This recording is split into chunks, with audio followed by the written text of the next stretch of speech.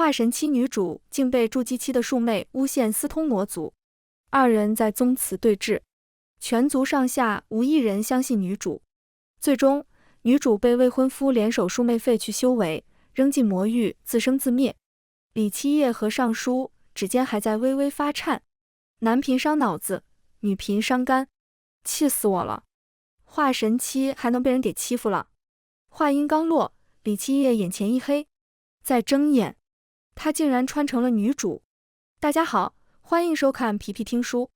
前辈，求你把身体还给我。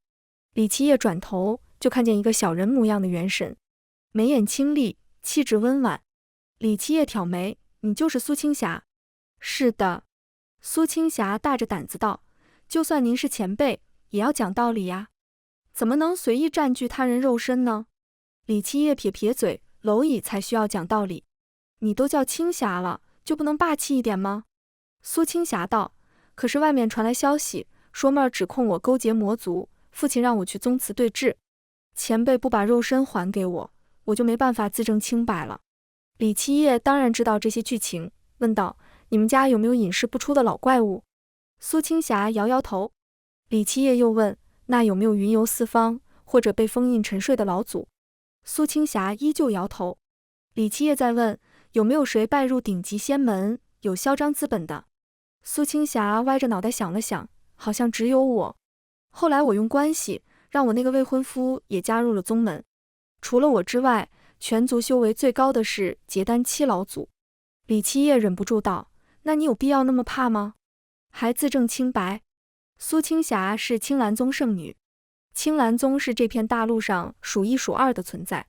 苏家虽然也称得上修仙世家，但跟青兰宗这种庞然大物比起来，完全不在同一个层次。苏青霞更是身负上古凤凰血脉，年仅300岁便已达到化神期，堪称万年一遇的修仙奇才。同样是苏家血脉，苏妹儿觉醒的却是雏姬血脉，她除了外表比较魅惑之外，一无是处。按理说，以苏青霞的修为，完全可以在整个修仙界横着走，更何况她背后还站着一个青兰宗。可她偏偏是个傻白甜，对苏妹儿的陷害一再忍让，最终被废去修为，扔进魔域自生自灭。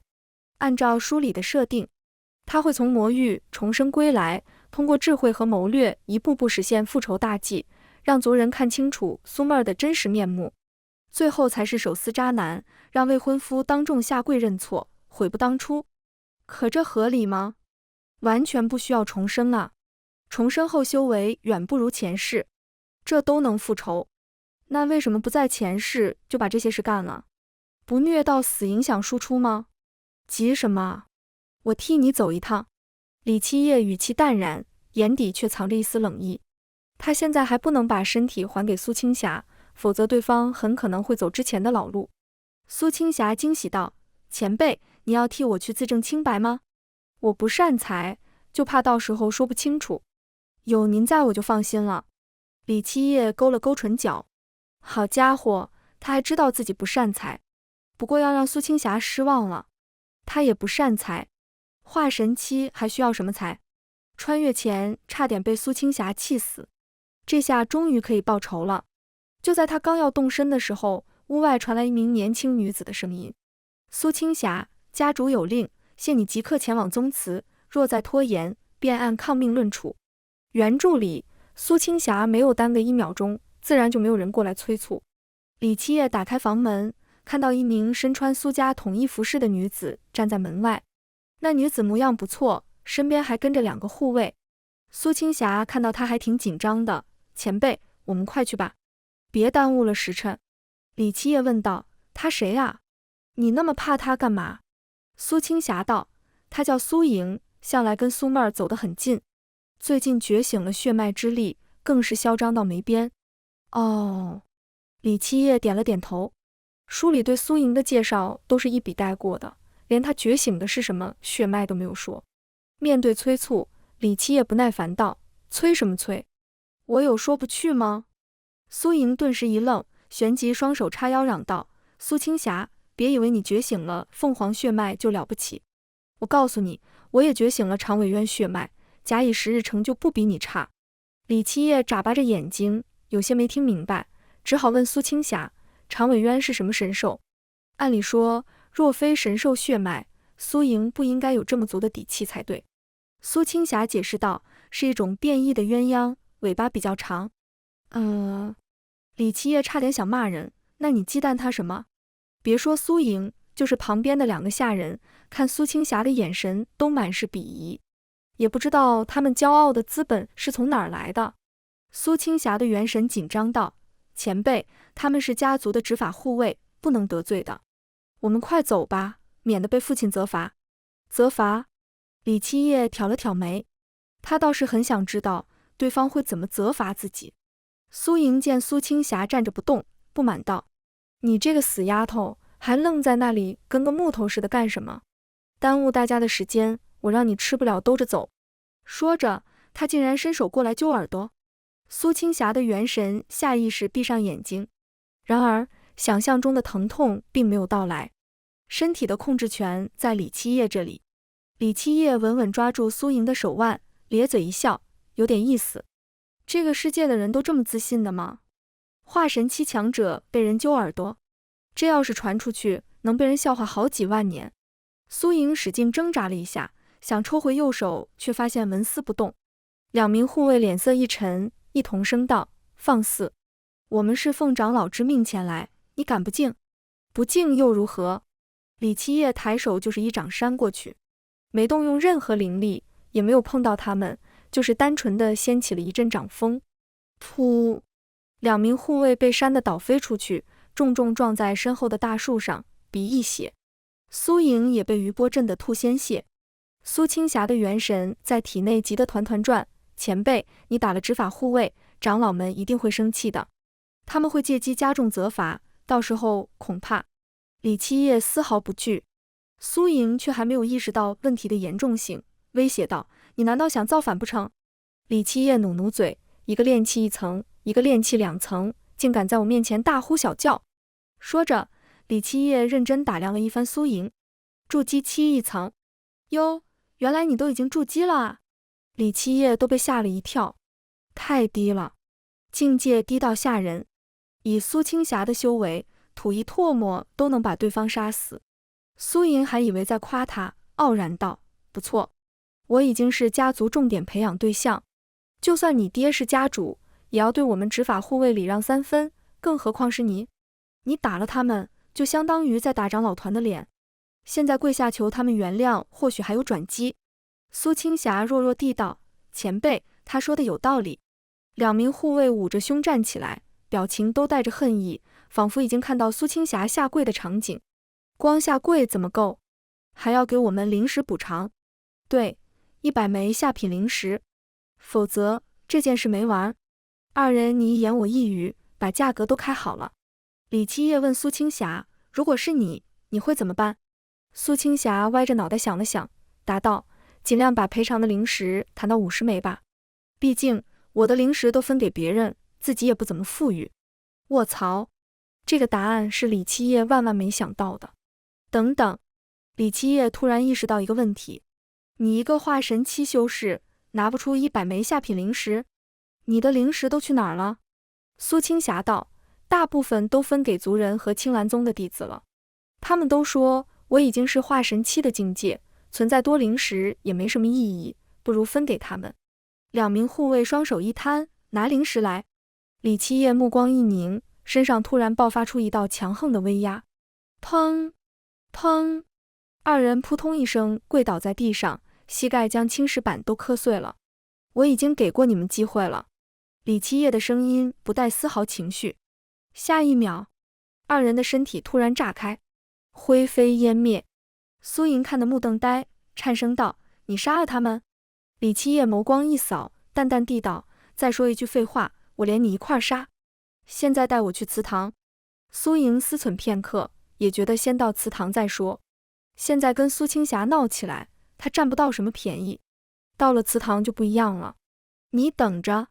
苏莹拿出1枚传送令牌，苏家宗祠坐落于一座灵气充沛的山峰之上，传送令牌只能传送到山脚。李七夜刚想飞上去，几道身影便快速飞掠而来。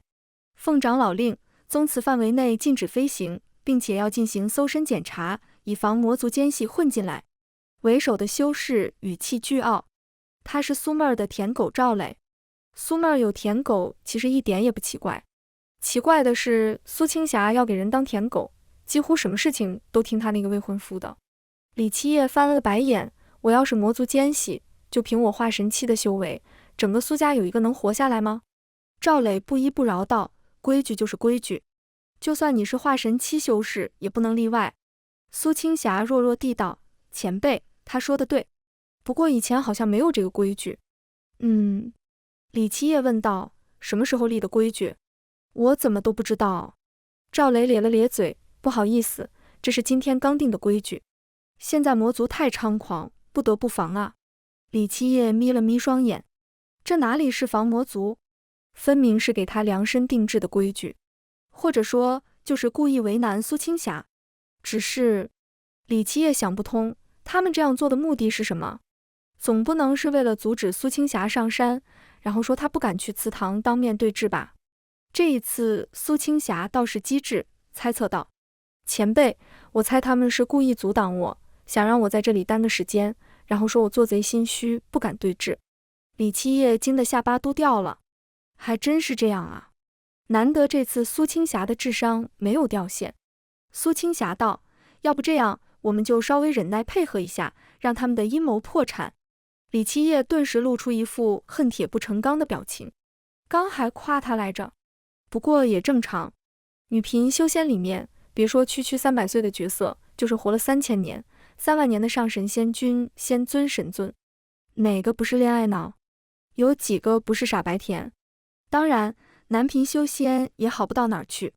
一般来说，女频主角出场就是巅峰，天赋、资源、外表、身世全都是顶配。若是男频，男主有个剑眉星目的长相就不错了。此时此刻，说不定躲在哪个旁系分支里面猥琐发育，顺带着勾搭上某个漂亮妹子。反派出门买菜都能惹到主角，然后被主角打死。后面就是葫芦娃救爷爷，叔叔送完人头，伯伯送，伯伯送完人头，老祖送，最后搭上整个家族。所以说，谁都别笑话谁，都是基本操作罢了。赵磊从储物袋里掏出一个暗红色的阵盘，哗啦一声，阵盘启动，一道血红色的光柱竖立在前方。赵磊道，这是夜魔阵，你被指认勾结魔族，必须滴血进入阵法验明正身。要是阵光变纯黑，就证明你的身上沾染了魔气，是魔族奸细。只有阵法不变色，才能让你上山。说完，他做了个请的手势。苏青霞元神高兴道，前辈，他们竟然有这么方便的东西，那我们还等什么？赶紧进去啊！李七夜一阵无语，他说什么你信什么？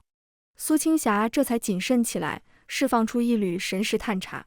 苏青霞大惊，这个阵盘本身就是由魔族之物打造，一旦踏足阵法内部，或多或少都会被魔气侵蚀。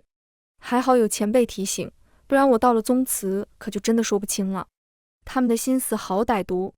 李七夜语气冰冷道，我看没这个必要了吧。赵磊双手抱胸，故意拔高音量，我看你是不敢滴血吧？莫非你真跟魔族有勾结，怕被此阵法验出来？其他几人立刻围了上来，大有一言不合就动手的架势。李七夜大呼刺激，几个筑基期的修士竟然主动围攻化神老祖。赵磊等人的脸上露出得意之色，不管怎么选都有问题。不进入法阵，就说明苏青霞做贼心虚；进入法阵，就算是化神期强者也会沾染魔气。这是一个无解的局。赶紧的，快点滴血入阵，别耽误我们时间。几个人不断叫嚣催促。苏青霞道，前辈，我已有破局之法。哦，李七夜意外道，说来听听。苏青霞担心自己说错了，有点没底气地道，要不我们就滴一滴血，我修为深，应该能扛住魔气侵袭，只要阵光不变色，他们就没理由拦着我们。李七夜气得肝疼，前世就是被气死的，这一世差点又被气死。李七夜冷冷一笑，既然如此，那请你们几个先示范一下，不然万一这个阵法有问题，谁进去都变色怎么办？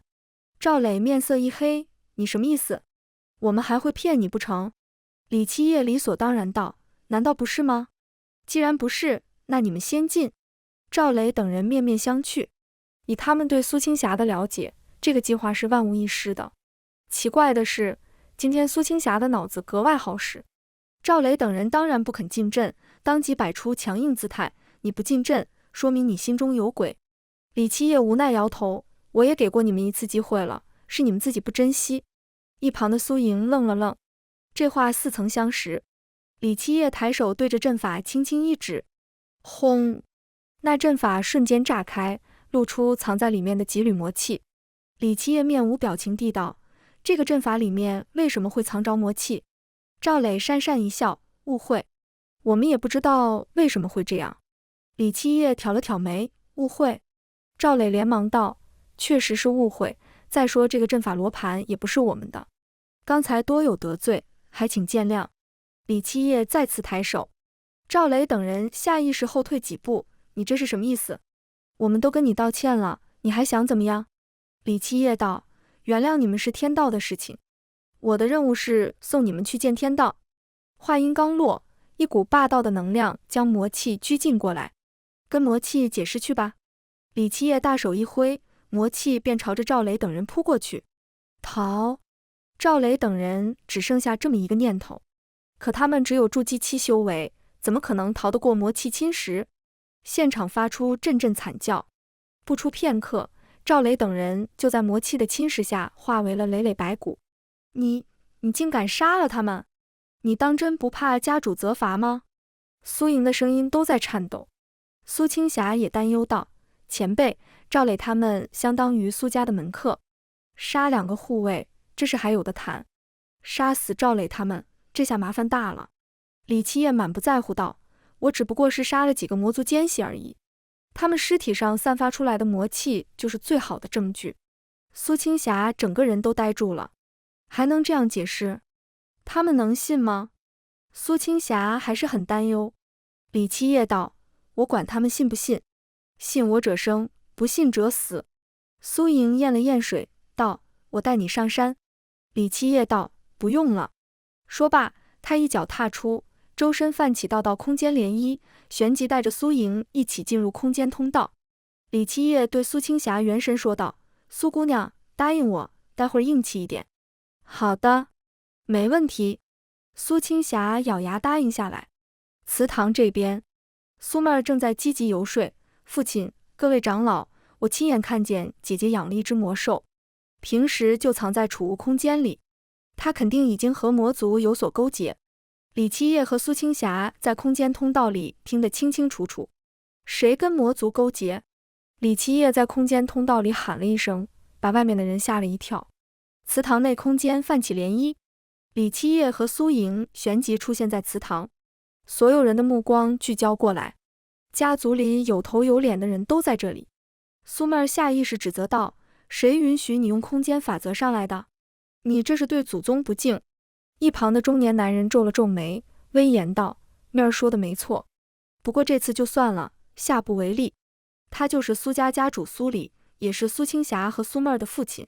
苏青霞母亲去世后，苏礼又娶了几房妻妾，其中一房生了苏妹儿，自此备受偏爱。苏妹儿突然想到什么，问道，赵磊不是在山下拦测试你吗？他们人呢？李七夜道，他们和魔族勾结，已经被我斩杀。什么？所有人大惊失色。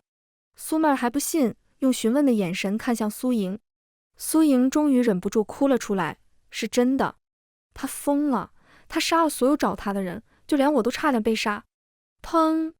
苏礼拍案而起，怒道，岂有此理！我本以为你可能受人蒙骗，有什么苦衷，没想到你比魔族还要可恶。你还有什么话好说？苏青霞双腿一软，下意识就要跪下去，还好身体的控制权在李七夜手里，不然就闹笑话了。李七夜没好气道，你不是答应我会硬气的吗？苏青霞讪讪一笑，不好意思，肌肉记忆。李七夜重新把注意力放在外界，耸了耸肩，我没什么好说的。苏妹儿眼前一亮，你们看，她承认了。就在这时，人群中传来一道清朗却带着怒意的声音，青霞，你太过分了！一名身穿白衣的年轻男人走了出来，他就是苏青霞的未婚夫楚浩然。苏妹儿赶紧扑上去，挽着楚浩然的胳膊道：浩然哥哥，你看姐姐现在跟魔修有什么区别？楚浩然皱着眉，看向苏青霞的眼神里满是失望之色。青霞，我一直相信你是清白的，你怎么会变成这个样子？苏青霞的元神在体内气得发抖。前辈，你看他，他明明知道妹儿在撒谎，还帮着他说话。以前他不是这样的。李七夜心中燃起一股杀意，他最恶心的就是这种渣男。他连青兰宗都是靠苏青霞的关系才进去的，却反过来跟苏妹儿勾搭在一起，最后还废了苏青霞修为，将其丢进魔域自生自灭，简直狼心狗肺。李七夜呵呵一笑，淡然道：我杀的都是魔族奸细，有什么问题？众人面面相觑，没想到对方会这么说。苏妹儿等人当然不信，不过也只能去现场查验再说。苏妹儿勾了勾唇，胸有成竹道：我曾亲眼豢养魔兽，这你总不能狡辩了吧？狡辩？李七夜大手一挥，释放出储物空间里的魔兽。你是说这只吗？吼！那魔兽随意吼了一声，许多修为低下之人皆鼻喷血。这是高阶魔兽火云鹿，实力相当于结丹后期。这种魔兽不是只有魔域才有吗？它肯定和魔域有所勾结。没错，这下坐实了。有人认出这头魔兽的来历。苏妹儿露出一副阴谋得逞的笑容，楚浩然则是一脸厌恶之色。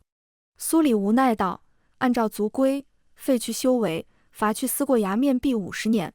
几名族人就要上前执法。李七夜大喝一声：慢着！苏妹儿道：姐姐，现在知道错了，可惜晚了。苏里道：人证物证俱在，你还有什么话好说？李七夜朗声道：谁说这是魔域的火云鹿？我这只分明是青兰宗土生土长的火云马。楚浩然回忆了一下，喃喃道：青兰宗有这种生物吗？不对，整个天下有火云马吗？苏妹儿扯着嗓子道：一派胡言，这分明是鹿，哪儿长得像马了？苏里也道：你不会说自己不认识火云鹿才养的吧？这个界连3岁小孩都不信，信不信你们可以再问问其他人嘛。李七夜环顾四周，说道：诸位，我这只分明是火云马，他们偏要说是鹿，你们说这究竟是鹿是马呀？在场之人面面相觑，互相探讨起来。这就是魔域的火云鹿，满身魔气，怎么可能是青兰宗的？我觉得是马，这绝对是世间罕有的良驹。马？那个魔气你怎么解释？黑色的不一定是魔气，如果我猜的没错，这应该是紫气，只不过紫到发黑罢了。没错没错，我也认为是紫气。这分明是瑞兽，怎么会是魔兽呢？祠堂内熙熙攘攘，大部分人认为这是魔兽，只有1/3的人认为这是瑞兽。李七夜满意地点了点头，也不是所有人都没脑子，在他看来，至少有1/3的人配活着。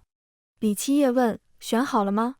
苏莹第一个站了出来：苏青霞，你不要找借了，这就是鹿，就是鹿，鹿。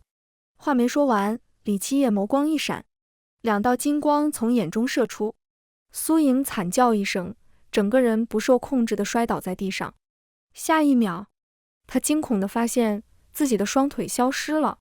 李七夜直勾勾地盯着苏莹：我再问一次，是鹿是马呀？苏莹第一次直面死亡，早已吓得魂不附体，连忙道：是马。身为筑基期修士，断腿还有得救，命没了可就真完了。其他人互相看了看，又有不少人换了阵营。我刚才没看清，这确实是马。我刚才也没看清，现在看清楚了。虽说这些人趋炎附势，但李七夜无所谓，这种也是聪明人，有资格活下去。放肆！一声暴喝，苏里终于忍无可忍，对着长老们说道：此女已入魔道，请长老除魔。4名长老立刻站了出来。苏妹儿用惋惜的语气说道：姐姐，你平日与我争也就算了，没想到你为了得到浩然哥哥的心，竟不惜走到这个地步。李七夜忍不住白了他一眼：你这话听起来挺恶心的。其中一名长老怒道：小辈，看你修行不易，现在自费修为，或许还能饶你一命。聒噪！李七夜懒得跟他们废话，伸出一只手，轻轻往下一按，轰！一道无形的威压从天而降。在场之人修为最高不过结丹期，在这股强横霸道的威压下，所有人只能被迫跪在地上。咔啦！几声脆响，筑基期以下的修士腿骨尽数断裂，现场惨叫声不绝于耳。只有那些相信眼前的魔兽是马的人，感受不到一丝压迫感，他们全都自觉地站到了苏青霞的身后。楚浩然不甘道：难道就这么眼睁睁看着他无法无天不成？苏妹儿脸上带着浓浓的不甘，眼珠子一转，顿时有了主意。有了，我们可以这样。苏妹儿担心被苏青霞发现，小心翼翼地用神识传音：浩然哥，我们打不过他，但是可以坏他道心，等他道心崩溃，再找机会杀了他。被他这么一提醒，楚浩然瞬间醒悟过来，他也用神识传音苏里，我们坏他道心。苏里暗暗点头，以他们这点修为，神识传音根本瞒不过李七夜的耳朵。他只是好奇对方想怎么坏苏青霞的道心。楚浩然艰难地支撑着身体，一脸自信地吼道：苏青霞，我告诉你，我从来没有喜欢过你，自始至终我喜欢的都是妹儿。你就算修为再高又怎么样？你就算杀尽天下人，我也不会喜欢你的。对于苏青霞的元神来说，这个消息不亚于五雷轰顶。前辈，我感觉自己快活不下去了。苏青霞的元神暗淡了许多。李七夜道：你们两个连手都没牵过，有什么好伤心的？你要为自己而活。李七夜不断安慰，苏青霞的情绪这才好转一点。接着苏里也大声道：从今天起，我跟你这个不孝女恩断义绝，就当我没有你这个女儿。轰！苏青霞在受重创，带着哭腔道：前辈，我什么都没有了。李七夜只能再次安慰。外界众人只看到苏青霞愣愣地站在那里，楚浩然等人互相看了看，眼中都带着阴谋得逞的意味。威压消散，站在苏青霞身后的人慌了：我们怎么办？其中一人小声问旁边的人：哥，我们要不要？他不敢说出来，只是做了个换阵营的手势。旁边之人将他的手按下，并摇了摇头：没这么简单。楚浩然松了松筋骨，慢慢朝着苏青霞走过去。当他走到苏青霞跟前的时候，竟发现苏青霞的眼珠子跟着他转了一下。楚浩然意识到问题的严重性，转身就要跑。李七夜的嘴角勾起一抹弧度，死！一道灵力轰出，楚浩然当场被腰斩。啊！楚浩然拖着半具身体，发出凄厉的惨叫声。凡人腰斩还能活1-2个时辰，更何况筑基期修士，死不了，根本死不了。李七夜又伸手对着苏妹儿一抓，一股金色的灵力缠住苏妹儿的身体。苏妹儿内心升起一股强烈的不甘。咯咯哒，一只五彩斑斓的雏鸡虚影在身后显现，雏鸡血脉彻底激活。苏妹儿感觉自己充满了力量，狂笑道：哈哈，苏青霞，你死定了！苏里大喜，想不到如此绝境竟然意外激发了妹儿的血脉之力。楚浩然满脸怨毒道：妹儿，赶紧杀了他，杀了他！李七夜眨巴着双眼，有些看不明白。苏青霞元神解释道：前辈，他们根本没见过我真正的力量。李七夜这才了然，原来是井底之蛙。像刚才那些手段，他其实只调用了体内1%的力量。苏妹儿伸出右手，雏鸡虚影跟着伸出爪子。李七夜冷哼一声，化神期的气势毫无保留地释放出来，浩瀚的能量如太古神山镇压而下。轰隆！整座山峰都在震颤，仿佛下一秒就要倒塌。宗祠的青石板地面开始以肉眼可见的速度皲裂，细密的纹路如同蛛网般蔓延。苏青霞的身后缓缓浮现出一尊神皇虚影，那虚影明如实质，一声鸣叫便让诸天生灵生出一股臣服感。苏妹儿惊恐地发现，她无法调动一丝灵力，神皇血脉可以完美压制她的雏鸡血脉。苏妹儿的雏鸡虚影发出绝望的哀鸣，五彩的羽毛大片大片脱落，虚影的轮廓越来越淡。李七夜嘲讽道：“哟，变成秃毛鸡了。”雏鸡虚影消散，苏妹儿像是被抽走了所有力气，双腿一软跪倒在地，膝盖磕在碎石上，疼得她浑身抽搐。此时，她体内的灵力彻底紊乱，经脉像是被无数根钢针穿刺，鲜血从七窍缓缓渗出，染红了胸前的衣襟。她的眼神从最初的自信、疯狂，逐渐变成极致的恐惧和不甘。不可能，怎么会这样？苏妹儿双手死死撑着身体，不让自己倒下。她引以为傲的东西竟然如同纸糊一般。她这才知道，她做的那些小动作跟小丑没什么区别。李七夜负手而立，傲然道：“米粒之光也敢与皓月争辉？